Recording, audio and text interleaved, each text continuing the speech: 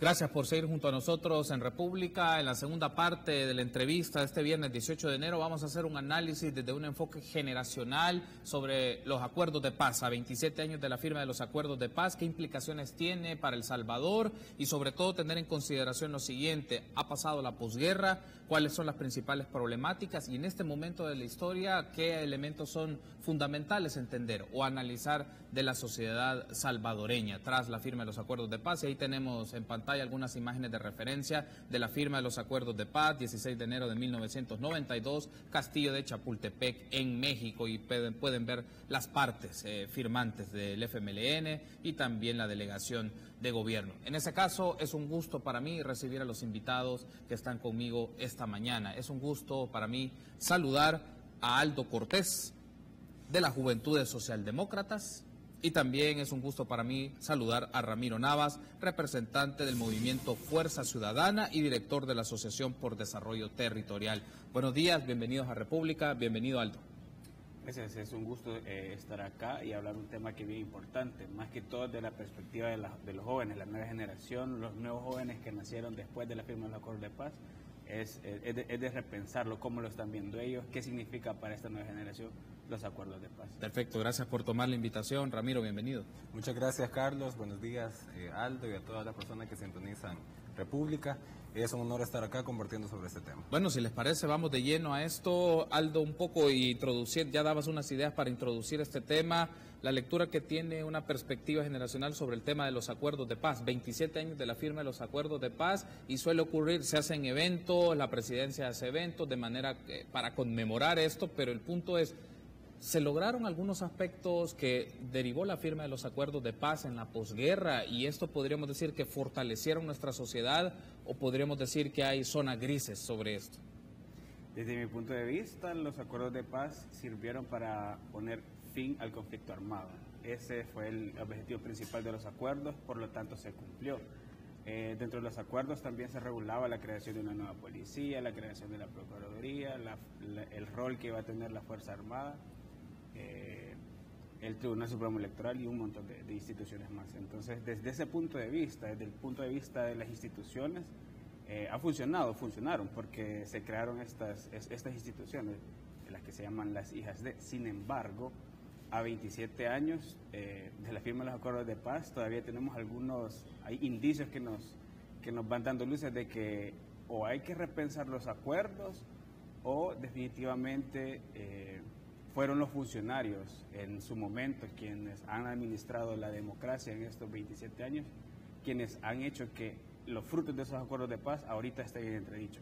Por ejemplo, la visión con la que nació la Policía Nacional Civil, que era la defensa de la ciudadanía con un enfoque de derechos, desde 2009, bueno, históricamente más bien, el combate que le han hecho o el enfoque que los directores, por medio del ministro, por medio del presidente, ha hecho de la policía, es un enfoque represivo, al que no le importa los derechos humanos, tanto de los delincuentes como de las víctimas.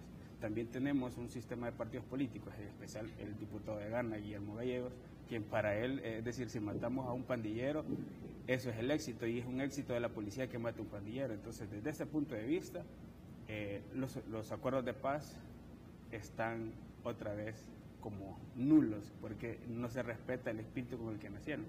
Para un joven de 27 años, si le preguntas qué es acuerdos de paz, te va a decir nada, porque yo tengo 31 y no recuerdo mucho de la guerra, pero sin embargo cuando fue la firma de los acuerdos de paz sí recuerdo que hubo una gran efervescencia, una gran emoción, porque era lo que significaba todo el desangramiento social durante más de 12 años. Pero para los jóvenes, los que nacieron luego de los acuerdos de paz no tienen la menor idea y a muy pocos les importa, porque estos acuerdos de paz no se tradujeron en mejores condiciones de vida para las personas. ¿Por qué razón? Puede ser porque, unos dicen porque el sistema político nunca se tocó y las cosas quedaron tal cual. Puede ser esa la respuesta, también puede ser porque los gobiernos, nuevamente los gobiernos que administraron este proceso, no supieron reactivar la economía, no supieron cómo redistribuir la riqueza, no supieron cómo generar estos ingresos. Entonces, para la gente mayor también es como un fracaso, es decir, venimos de la guerra porque no teníamos tierra, porque no teníamos comida, pasamos 12 años peleando, viendo los acuerdos de paz, nos emocionamos, nos dan tierras a algunas personas por esta cuestión de la reforma agraria, pero después vienen los antiguos propietarios de la finca queriendo recuperar por diferentes formas legales esas tierras que se les habían entregado. Entonces volvemos al mismo problema económico que nos llevó a la guerra, lo estamos en la posguerra otra vez repitiendo. Hay un asunto que Aldo ha mencionado, Ramiro, es el tema de la institucionalidad, y probablemente los firmantes y los protagonistas de aquella época destacan que el tema de la institucionalidad fue una punta de lanza por la configuración de nuevas instituciones, cambios en las reglas del juego, modificaciones de la Constitución, pero me llama la atención esto y escucharte sobre ello, Ramiro, pero algunas de las instituciones en este momento están siendo discutidas, el proceder de la Policía Nacional Civil, los mecanismos de nombramiento de magistrados, en el tema de los jueces, es decir, regresa en este tiempo, casi 30 años después, la discusión si el marco institucional ofrece garantías de hablar de democracia. ¿Cómo lees esto? Sí, bueno, yo creo que cada vez que llega el 16 de enero y se conmemora el aniversario de los acuerdos de paz, ya hay como algunos temas y frases que vienen siendo bastante repetitivas, ¿no? La que principalmente se escucha, y más ahora en las redes sociales, el tema de ¿cuál paz? No tenemos paz. Y es fácil caer en el cuestionamiento de, bueno, tenemos una situación de violencia imperante en el país que con sus altos y bajos ya se ha convertido en una condición casi que permanente para nuestro país, ¿no? Ahora, los acuerdos no deben analizarse de forma superficial, y ahí llegamos a hablar del tema de las instituciones, ¿no? Como lo decía Aldo, bueno, ¿cuáles eran los objetivos de los acuerdos? Había grandes campos. Lo primero, lo inmediato, era el cese del conflicto armado. Desde 1992 para acá, las fuerzas políticas, aunque en redes sociales y en la Asamblea Legislativa y en los consejos municipales haya discusiones acaloradas, ya nadie se ha visto en la necesidad de tomar las armas para confrontarse contra otra fuerza política por un proyecto de país. En ese sentido, los acuerdos están cumplidos. Y hay otra serie de situaciones, lo que mencionaba Aldo también, el tema de la cuestión, los elementos más sociales y económicos que tenían que devenir de los acuerdos, que tienen que ver con las condiciones que detonaron el conflicto el siglo pasado, ¿no?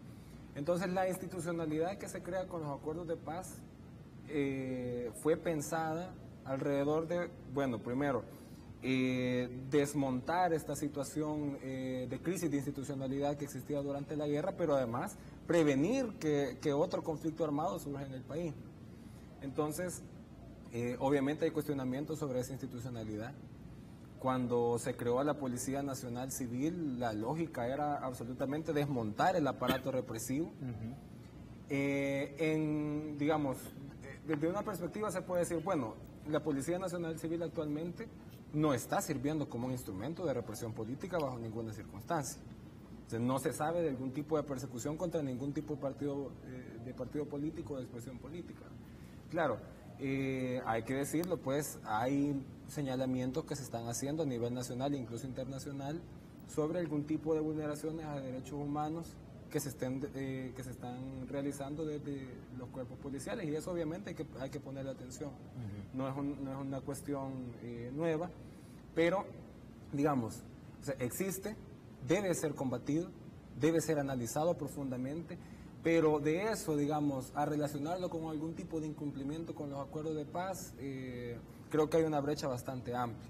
Y sobre el cuestionamiento que hace la gente, y que creo que es razonable, o algunas personas, sobre, bueno, ¿cuál es la paz que tenemos en el país si todavía hay homicidios, si todavía hay condiciones de violencia? Y esto puede tener dos lecturas. Primero, no estamos hablando de la misma categoría, no de violencia que había durante un conflicto armado, pero también quiere decir que las raíces estructurales que llevaron o que hicieron posible el conflicto en el país, de alguna manera siguen latentes. Las condiciones de desigualdad social, las condiciones incluso de desigualdad económica, cultural, siguen estando en el país y tienen que ser atendidos oportunamente. Debo de hacer una pausa. En el siguiente bloque me gustaría que analicemos esto. En estas reuniones o en estas conmemoraciones de la firma de los acuerdos de paz aparece o surge esta idea. unos segundos acuerdos. ¿Esto qué consideran ustedes? ¿Es retórica? ¿Es factible? ¿Cómo leen a las fuerzas políticas cuando se habla de segundos acuerdos de paz? Volvemos.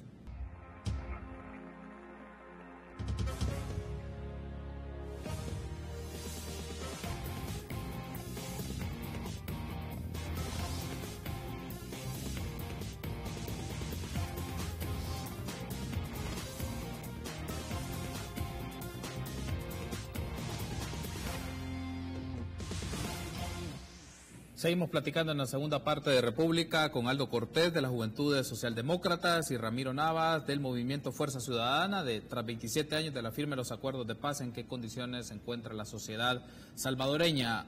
Ahora, un asunto, Aldo, es, en estos eventos que conmemoran la firma de los acuerdos de paz, surge esto, una nueva generación de acuerdos. Se ha tratado, Naciones Unidas dispuso de un representante para buscar entendimientos entre las partes ya tiempo atrás, pero no se logró. Algunas reuniones, secretarios generales de partidos políticos, pero no se materializó en reformas institucionales, en medidas de política pública o acuerdos sustanciales. Desde tu perspectiva, entonces, ¿es solo retórica hablar de una nueva generación de acuerdos o cuál vía consideras que puede llevarnos a esta nueva generación de acuerdos y en qué temas consideras? Pues es un poco complejo porque quienes negociaron los acuerdos de paz, quienes negociaron la paz, fueron prácticamente dos élites políticas totalmente opuestas. Estas élites han estado dominando, digamos, el país en los últimos 27 años. Sin embargo, no hubo durante el periodo posguerra, después de la firma de los acuerdos de paz, trabajo político desde cada uno de los partidos. Es decir, los partidos se encargaron a ganar elecciones, a administrar el Estado, a enriquecer sus empresas, pero no buscaron la forma de empoderar a las personas en los cantones, en las colonias. En ningún lugar vamos a encontrar una estructura como tal política, hay estructuras electorales de cada partido. En ese sentido, por eso es que han fracasado los intentos de hacer unos nuevos acuerdos que involucren un componente económico, un componente social y un componente fiscal como mínimo. ¿Por qué? Porque estas élites políticas partidarias viven de esto. A ellos no les importa que las personas, que la mayor parte de la población viaje en bus de las 4 de la mañana para llegar a las 8, estando aquí en San Salvador, porque sucede. No les importa también que las personas tengan que trabajar desde las 8 hasta las 5 y sábados hasta el mediodía o hasta las 2 y ganar alrededor de $350, no les importa. Entonces, en la medida en que la población, que la gente de los cantones, de las colonias, de las urbanizaciones, comiencen a organizarse políticamente, sí en los partidos políticos, porque son un instrumento para acceder, pero más allá de un partido político, la gente debe de entender que nosotros los ciudadanos tenemos un poder y que ese poder ahorita lo han cooptado los partidos políticos. ¿Cuándo has visto vos que hay un candidato a alcalde de un municipio o de un cantón?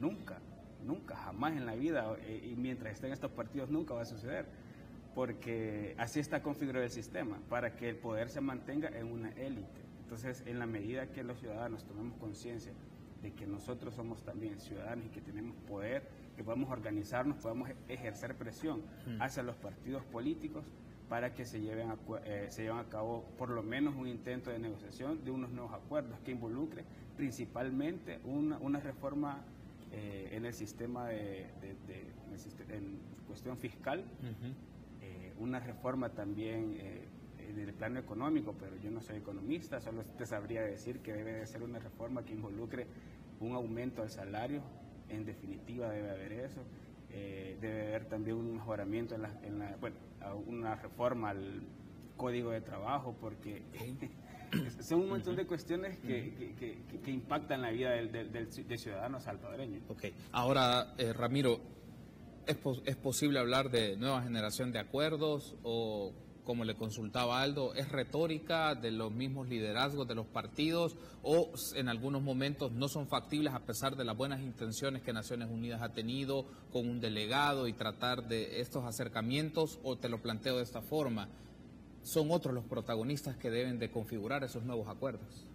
Yo creo, Carlos, que más que factibles son necesarios nuevos acuerdos en el país, en el sentido de que como lo decíamos anteriormente, bien o mal, los acuerdos de 92 lograron cambiar por una decisión política.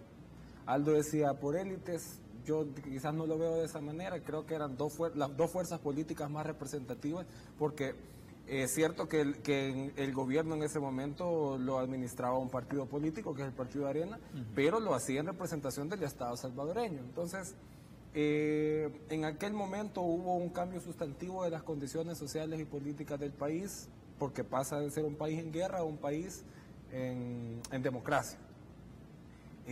Ahora son necesarios nuevos acuerdos que obviamente tienen que repensarse los actores que van a participar en este tipo de acuerdos. El intento que hizo las Naciones Unidas no es despreciable. Obviamente hay responsabilidad de los partidos políticos en que eso no haya funcionado, pero de pronto no es solo con los partidos políticos con quienes hay que construir un nuevo acuerdo. Ajá.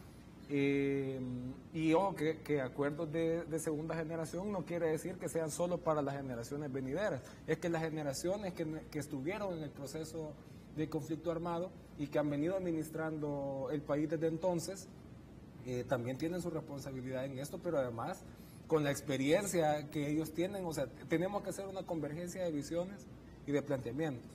Ahora, ¿quiénes deberían de participar en esta nueva generación de acuerdos? Además de todos los sectores y las fuerzas vivas, como le llaman, del país, tiene que haber una representación amplia, profunda y diversa de la sociedad civil, de las expresiones sociales organizadas, que por lo general su participación se reduce a esquemas más consultivos, mire, está bien o está mal la toma de esas decisiones, pero que se tiene que generar en este caso grandes procesos de participación donde ellos puedan poner en la mesa cuáles son sus planteamientos, ¿no? Pero además, estos actores importantes, no puede haber nuevos acuerdos si no se toma en cuenta, por ejemplo, la empresa privada, porque también, como le decía Aldo, ¿cómo logramos cambiar las situaciones que generan violencia, que generan injusticia, que transgreden la paz del país, si no tocamos la raíz que está en las cuestiones económicas? En la brecha de desigualdad económica, la brecha de desigualdad social. Entonces, esto es muy importante tomarlo en cuenta y además que tenemos que empezar a pensar en políticas de Estado. Yo creería que en los últimos años, sobre todo el 2009 para acá, hay avances importantes en el tema de participación, que a la larga es uno de los espíritus de los acuerdos, ¿no? Se han abierto muchos espacios de participación ciudadana, muchos espacios de concertación, de diálogo, de búsqueda de consensos. Entonces, yo más que la formalidad, porque mucha gente piensa en los segundos acuerdos como un gran evento donde otra vez van a estar todo el mundo sentado en una mesa. Se puede hacer, porque los protocolos son importantes, porque eso queda en los libros de historia, pero más que el evento, más que la solemnidad, es, bueno, un proceso que puede demorar su tiempo, en el cual el Estado en su conjunto asume la responsabilidad, la tarea de concertar con los sectores y de llegar a una agenda mínima básica para la transformación del país. Cuando tenemos en este set a diferentes personas protagonistas de la vida política, económica, social, de organizaciones sociales, aparece una constante, Ramiro, te lo consulto de esta forma. La prioridad para acuerdos de una nueva generación o el principal acuerdo es el tema fiscal. Luego vendrán otros asuntos porque el acuerdo fiscal determina los ingresos y la forma de financiamiento de políticas y de acciones. ¿Tú coincidís con esta idea o decís hay otras cosas en simultáneo además de lo fiscal? Coincido en que lo fiscal es prioritario y en que lamentablemente la política fiscal en el país no responde a los intereses y a las necesidades que tiene un Estado como el salvadoreño, que es un país, como dicen, en vías de desarrollo, que es una forma, casi un eufemismo para decir, es un país con grandes brechas, pero obviamente hay que ponerse de acuerdo. O sea, el tema fiscal requiere grandes acuerdos que una sola fuerza política no va a lograr impulsar. Pero sí creo también que hay cuestiones en simultáneo. Tiene que haber un enorme consenso sobre las apuestas prioritarias y además sobre el tema de justicia social y de seguridad pública. Tiene que haber consensos.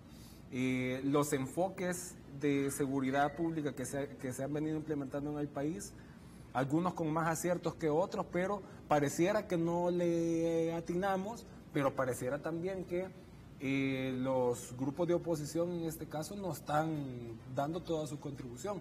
La gente vio con mucha esperanza, por ejemplo, cuando surgió el Consejo de Seguridad Pública y Convivencia, se hizo un amplio proceso de concertación, el Plan El Salvador Seguro, que en su implementación ha tenido buenos resultados, pero hace falta un poco más de involucramiento de los actores. Ok, debo de hacer una pausa, último bloque, analizamos este tema con nuestros invitados. Regresamos.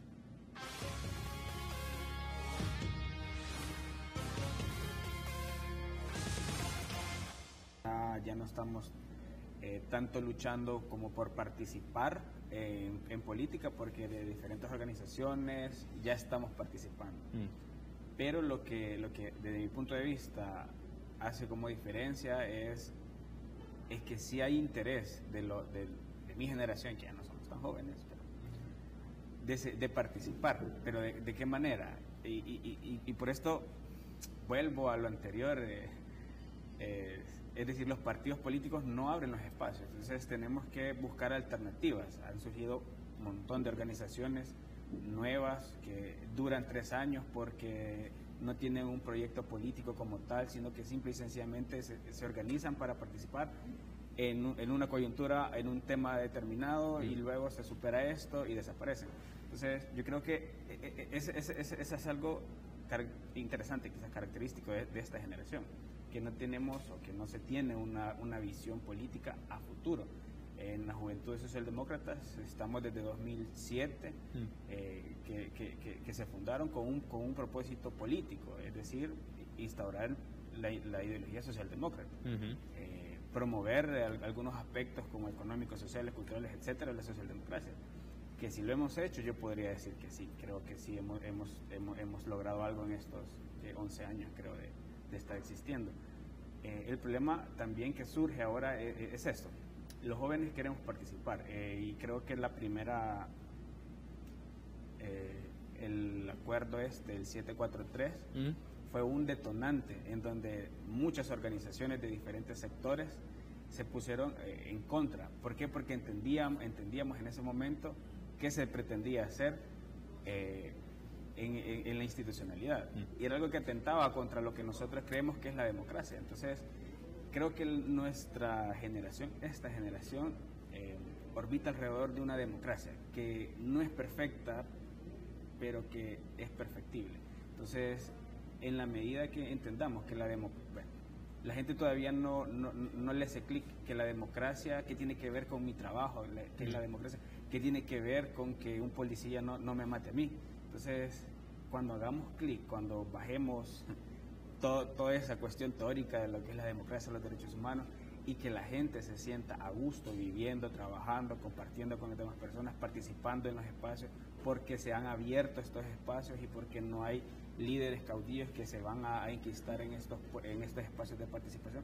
Entonces creo que esta generación, mi generación y las próximas generaciones vamos a lograr un cambio sustancial. Ahora, Ramiro, desde tu perspectiva, ¿qué distingue o qué podría diferenciar la generación que firmó los acuerdos de paz y que estuvo movilizada, digamos, hace 40 años con tu generación? ¿Qué elementos marcarías vos de diferencias? Ya Aldo mencionaba un poco el contexto en el que se dan las cosas. ¿Qué elementos incorporarías o considerarías? Sí, yo creo que somos generaciones muy diferentes.